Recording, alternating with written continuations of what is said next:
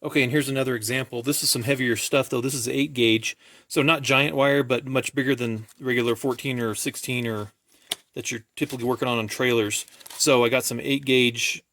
These are ring terminals, little loops, and what I've done is just pulled off that rubber piece, that little insulator, so it looks like that. Okay, and then we'll just slide this on. And this, I may not be able to get this in the camera. Then we'll just kind of crimp one side of it in, like that. And then we'll crimp the other side down on top of that. And it doesn't have to be hard because that's not what's going to hold it. The solder is going to be what holds it, so that's good. Now, got some solder. Got the butane torch, and I'm going to back this away just a little bit so I don't overheat it. So the goal is to try to heat this and then touch the wire, touch the soldering wire to the wire itself and have it wick up inside here. And we'll do that, I'll try to do that on both sides. Okay.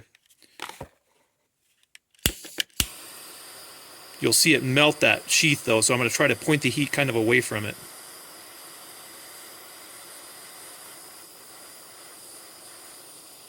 Okay, and all of a sudden you'll see it start to flow.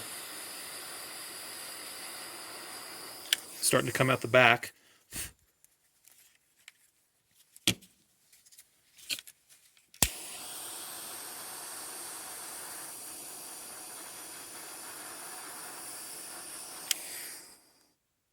Okay, good.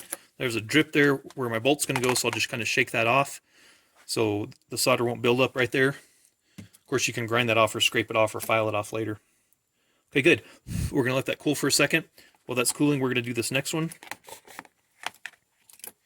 And you can see I'm trying to keep this up above my counter here. So the flame, the heat from the flame that goes past this doesn't melt anything. Let's see if we can get a little closer view here. Okay. So I'm doing this with this because, just saying, this right here, even though it's 140 watts, it gets pretty hot. This soldering iron is not going to do this. It's not going to do the job. There's just no question.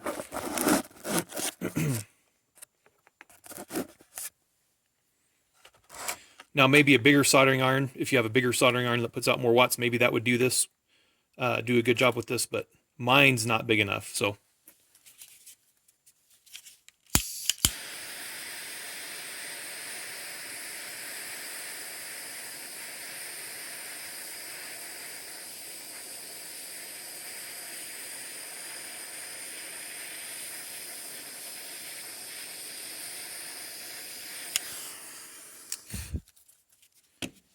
Do the same thing and just try to make sure we get plenty of solder on this other side over here.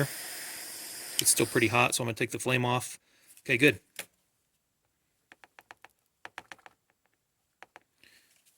It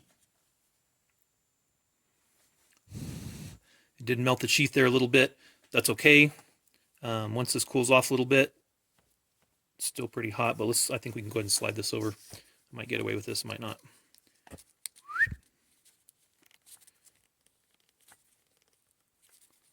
Okay. And there's the heat shrink.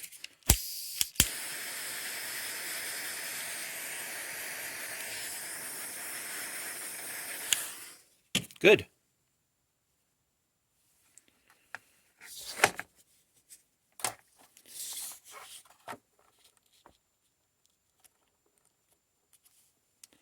More heat shrink.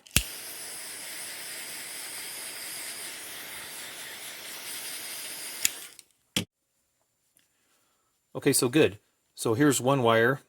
This is each end. I have two ends here. This is about 18 inches long. And you can see the solder there that's going to keep any corrosion from going up between the wires and also between the wire and the part that I crimped around it. This ring terminal crimp part. So nothing's ever going to get in between there and separate it by corrosion. Okay, good. Okay, so I was trying to get this back together. I took out this center console piece, and it had two switches. This rocker switch had 3 spade connectors, right? And so I pulled 2 of them off, and the third one I pulled off, and the wire just ripped right out.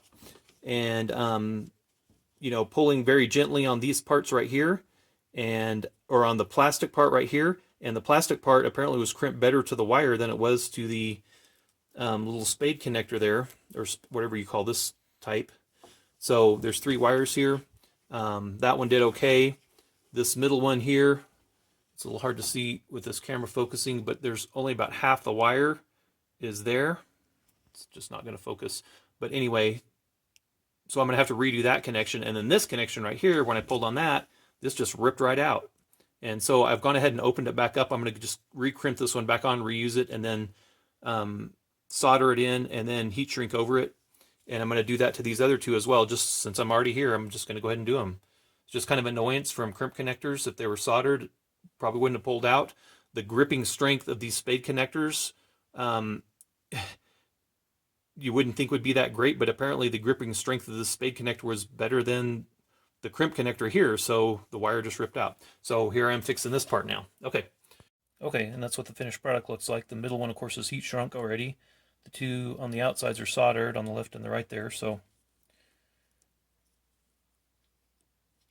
even when I crimped these, just to hold them in place before I soldered them, they were still sliding around, even though I crimped the heck out of them.